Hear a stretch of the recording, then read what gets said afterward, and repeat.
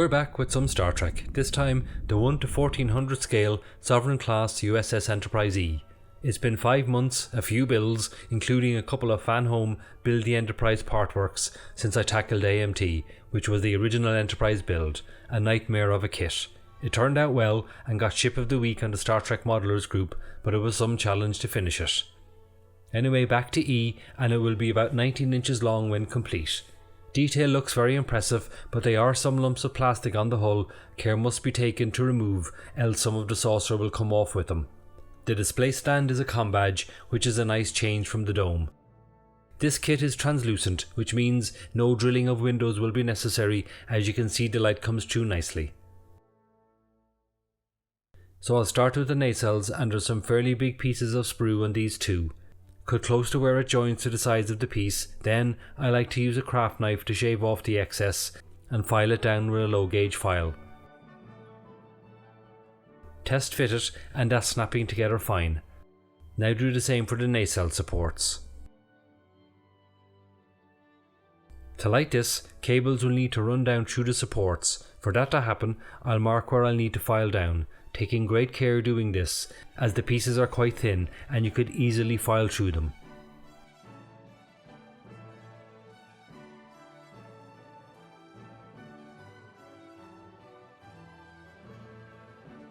And drill to light the sensor array. To light the nacelles, I'll use a blue LED strip. For the buzzard collectors, the obvious choice would be a red bulb, but I'm not going to do that. Instead, I'll use a clear bulb, which will allow me to also light the sensor array using fibre optic. On the end of the nacelle will be another standalone clear LED to light the formation lights. Fit the sensor arrays, and before light blocking the parts, I'll mask off the sides and the area where the blue LED will shine through for the warp nacelle. That's them light blocked and a coat of white primer. A quick test of the blue LED strip using a 9V battery to give you idea of what it will look like in the nacelle, and that's perfect. Take a clear LED for the buzzard collector and solder 2 small pieces of cable to it, then attach it to the LED strip.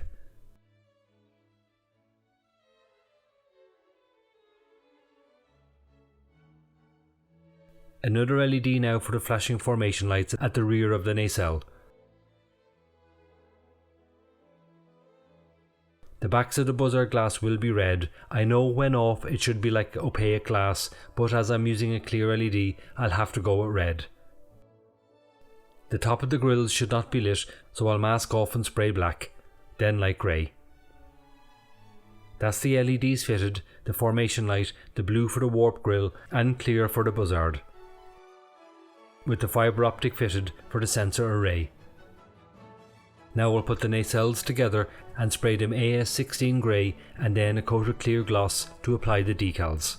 Before doing the same with the nacelle supports, I test fitted them to the hull and they don't fit, so I'll file them down until they do.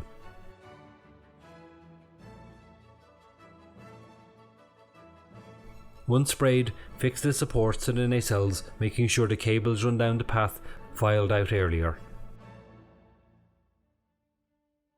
Now I'll do the Aztec decals and the registry markings.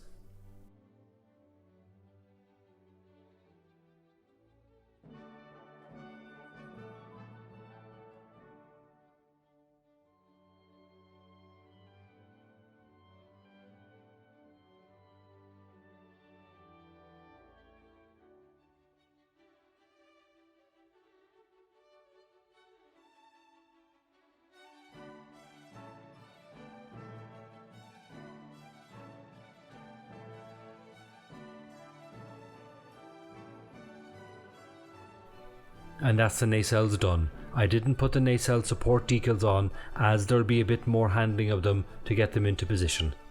On to the secondary hull, and first I'll drill an opening where the nacelle supports sit so the cables can run down into the body. To help with the light and cable management, I'm going to cut this piece where the hull connection sits.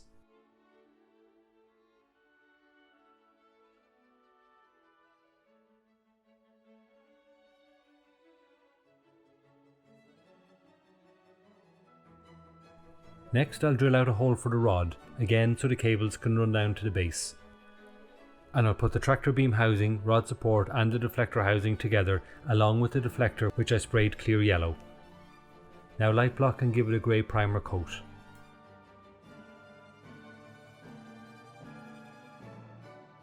Taking a pin, I'll scratch the paint out from the windows I want to light, purposely not doing all of them as I think it looks better when some are off.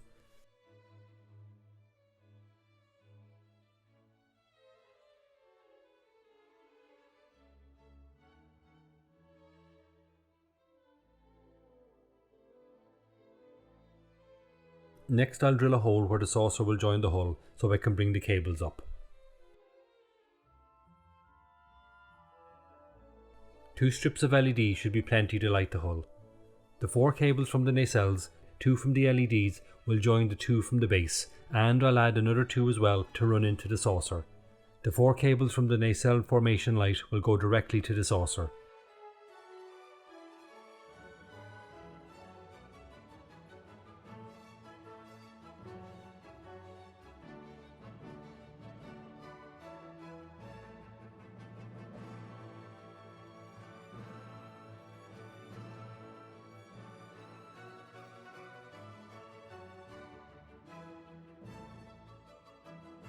Now attach the nacelles and join and solder all red and black cables together.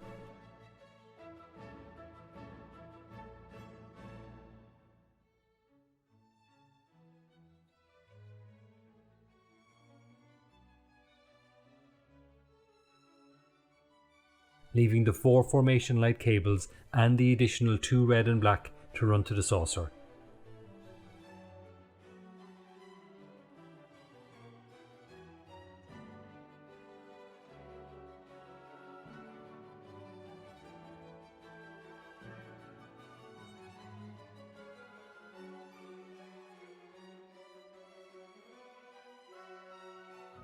Now I'll put on the Aztec and marking decals for the hull.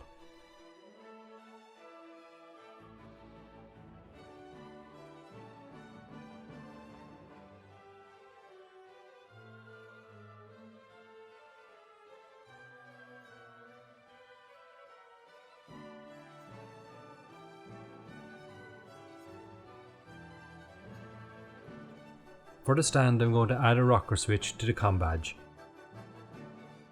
so I'll drill out the shape. Then spray it silver and gold.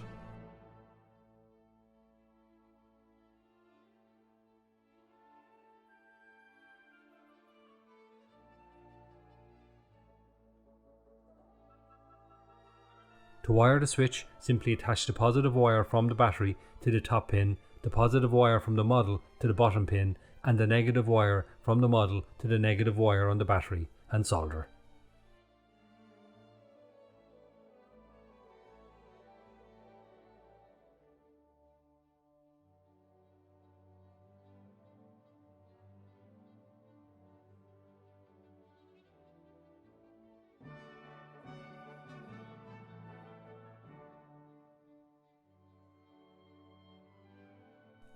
Onto the lower saucer, and I already light blocked it and gave it a grey primer coat. Taking the pin again, I'll scratch out the windows I want lit and leave some off.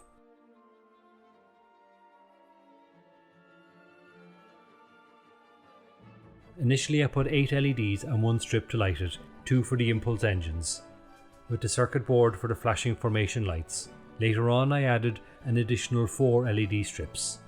Put resistors on each LED and solder.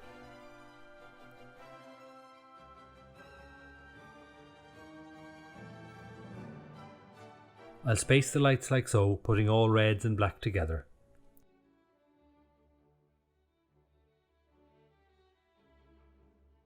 Feed the cables from the hull up and put the lower saucer in place. I use super glue for this.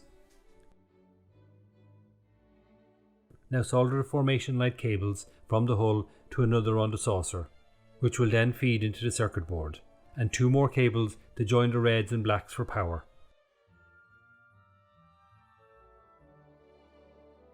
I joined 2 more pieces of fibre optic to the formation light bulb, which will feed to the bridge and front of the saucer. Again, for the upper saucer, take the pin and start scratching out the windows that will be lit up, leaving some to be marked black, as in off.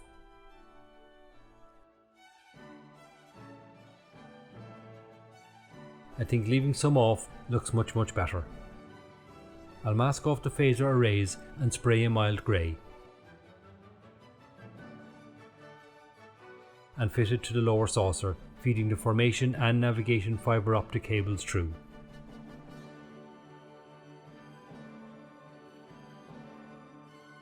And now onto the many decals. First I did the Aztec design, which is a beautiful detail from starshipmodeler.com.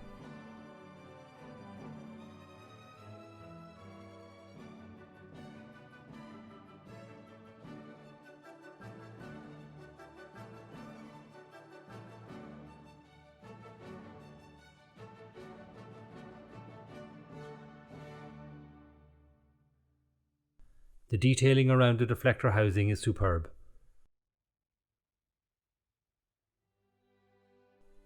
That's the Aztec done, now onto the details and markings.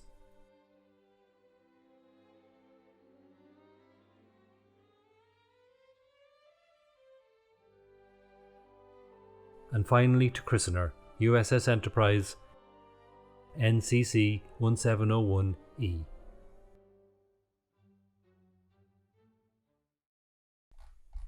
And there she is, the Sovereign class starship launched in 2372.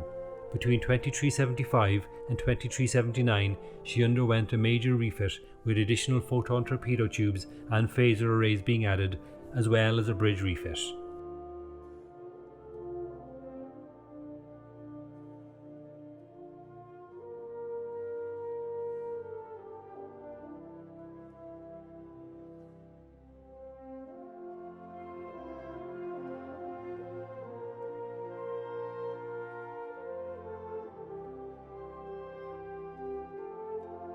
Her fate a mystery, as her final mission to Krelar Prime is classified. According to the Titan's personnel files, Worf left the ship after the incident, so the ship's status is currently unknown.